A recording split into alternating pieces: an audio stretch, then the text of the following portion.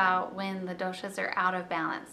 So if a person of kapha dosha engages in behaviors that aggravate the kapha dosha, such as eating heavy foods, sleeping during the day, sleeping in, not exercising, then kapha dosha can get out of balance. It can become elevated. And what that results in is weight gain, which can also then lead to obesity and mental lethargy, and kind of a darkness in their mental functioning. And then at its extreme, vata dosha can lead to diseases of excess like congestive heart failure, swelling type arthritis, cancer formation in the form of tumors. So kapha dosha, when it gets out of control, results in diseases of excess. And then the pitta dosha, when the pitta dosha is elevated or spinning out of control, the pitta dosha results in inflammation in the body. And so any disorder that has an itis attached to the end of it would be a pitta disorder.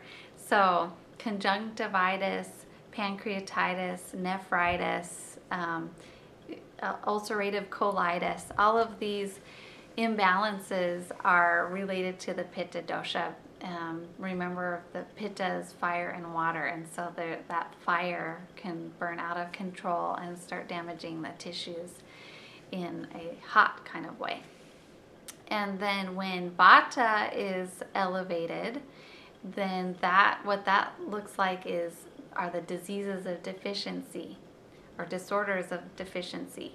And so emaciation and things like multiple sclerosis and Parkinson's disease, a lot of these neurological diseases are due to deficiency in the tissue. Especially with these neurological deficiencies, it is the myelin sheath, the fatty coating around the nerve cells that's getting depleted. And so if there's a elevated vata imbalance for a long time, you want to think of associate vata with the nervous system, a nervous system imbalance. And so so mentally, when there's a nervous system imbalance, that will appear as fear, anxiety, and worry.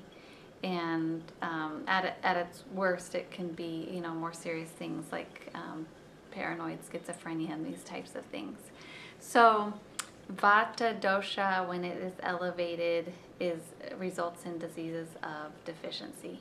Kapha is diseases of excess, pitta diseases of heat, and vata diseases of deficiency.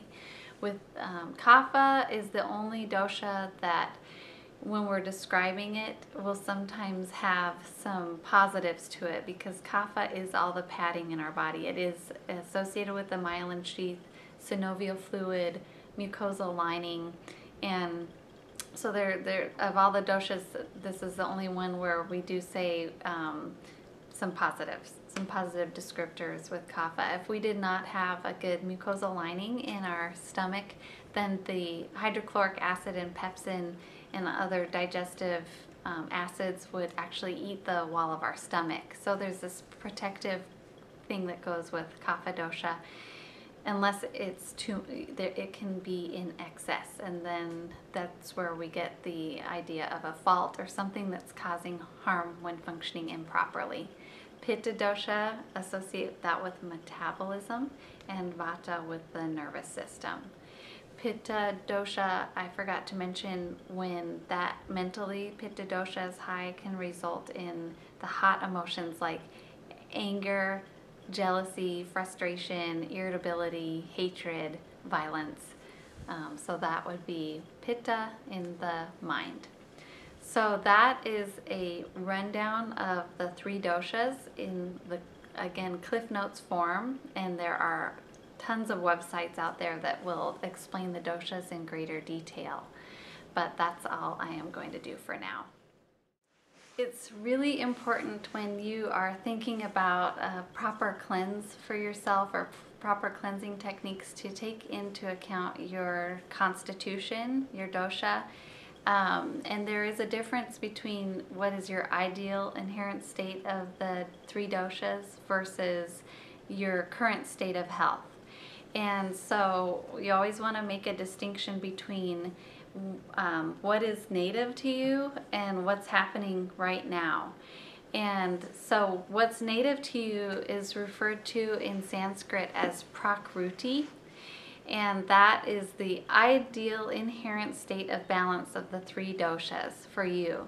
And it's just determined at the moment that you're conceived, and it does not change throughout the course of your lifetime. So when you have had periods in your life when you have felt really in balance, really in the flow, really vibrant with your health, these are moments in your life when you are in a place that's honoring the ideal inherent state of balance of the three doshas for you, or your Prakruti. Your Vikruti, or your current state of health, is dependent on variable factors such as the seasons and your age and your diet, your lifestyle, your environment, the climate that you live in. So these are things that are variable and which determine your Vikruti. Now, for the purpose, when you go see an Ayurvedic practitioner, what they do when they're figuring out Prakruti versus Vikruti, your Vikruti is actually all of your negative symptoms that you have or imbalances that you have that in the course of going through an Ayurvedic program, you will want to see them start to dissipate or alleviate or be completely eradicated. And so these are the symptoms. Some of the common ones that I hear are menopausal symptoms or anxiety or insomnia or skin breakouts or digestive issues. These are the symptoms that are what an Ayurvedic practitioner would lump as your Vikruti, or your current state of health. And so it's important to determine your Prakruti versus your Vikruti. And the questionnaire that I have on my website addresses that Prakruti versus Vikruti. And there's no perfect questionnaire out there. Like I said, many people will take the questionnaires and end up thinking that they're tridoshic. And you actually don't want to be tridoshic, because that means that any one of the doshas at any point could bounce out of balance, and it would be very hard to manage that, not knowing which dosha is going to tend to go out of balance for you. So if you come up as being tridoshic, just know that that was a faulty questionnaire, or just lack of understanding that you'll hopefully get in the course of studying Ayurveda more. And so anyway, your Vikruti is changeable. And so that is very significant when you're picking things that you want to do for your cleanse. Maybe you're not kapha dosha, but you might have a kapha imbalance. You might have a chest cold. And so you would want to follow practices that are going to help alleviate that temporary kapha that you have. Maybe you are vata dosha, but you're having some sort of inflammatory flare-up, and so you would want to address that issue that's happening right in this moment, the pitta dosha. And so that's important to consider when you're thinking of things that you want to do for this cleanse.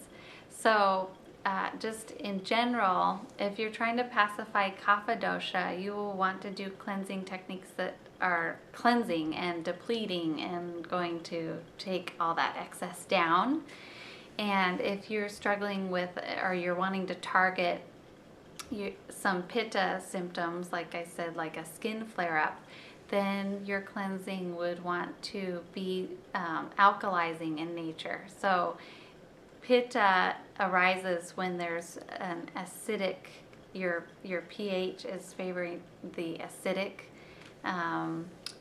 part, and so you would want to do things that are alkalizing in nature to cool the pitta.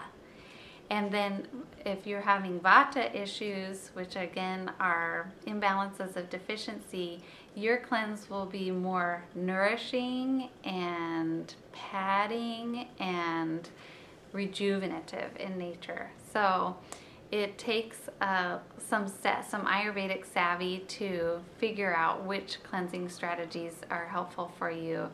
But by and large, I know that I am working with a population here of yoga practitioners and people who do tend to be very aware of their imbalances and how to get back in balance. And so I trust that many of you are aware to the point that you will be able to pick some cleansing techniques that are not going to make your doshas go up, but have them come down.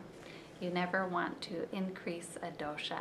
You want to decrease the doshas that are elevated too high, and in the course of doing that, all of your other percentages will fall into place.